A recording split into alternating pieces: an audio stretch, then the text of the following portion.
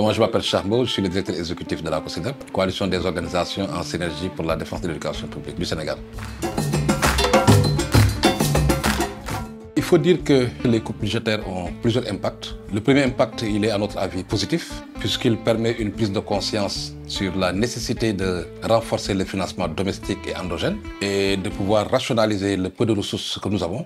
L'autre impact, il n'est pas positif, évidemment. L'arrêt justement des projets et programmes survenus après ces coupes budgétaires a été fortement ressenti par les enfants et les communautés.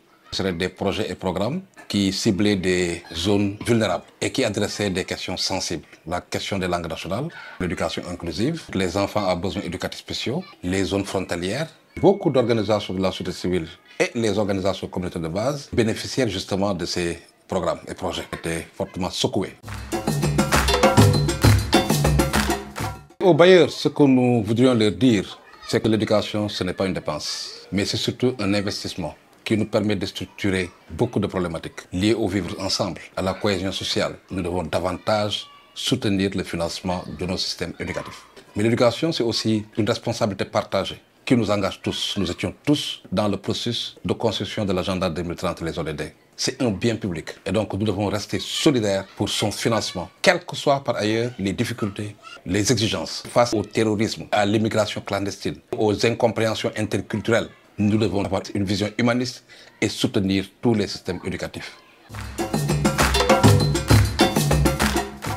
Le Sénégal est un pays champion en matière de volume de ressources injectées pour son système éducatif. Nous dépassons les standards internationaux de 6% du PIB. Les seules sources de financement classiques ne suffisent pas.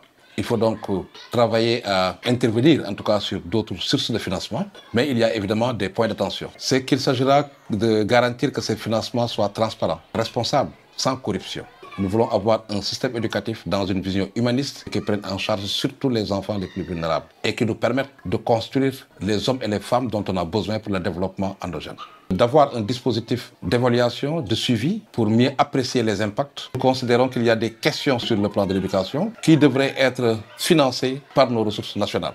L'école publique, c'est l'école sur laquelle comptent les millions d'enfants sénégalais et de familles modestes qui aujourd'hui, sans l'école publique, ne sauraient prendre cet ascenseur social et devenir des citoyens modèles. Donc maintenant, il y a des risques, évidemment. Travailler à ce que ce type de financement, puisque porté par d'autres acteurs, ne soit pas en contradiction avec nos objectifs éducatifs.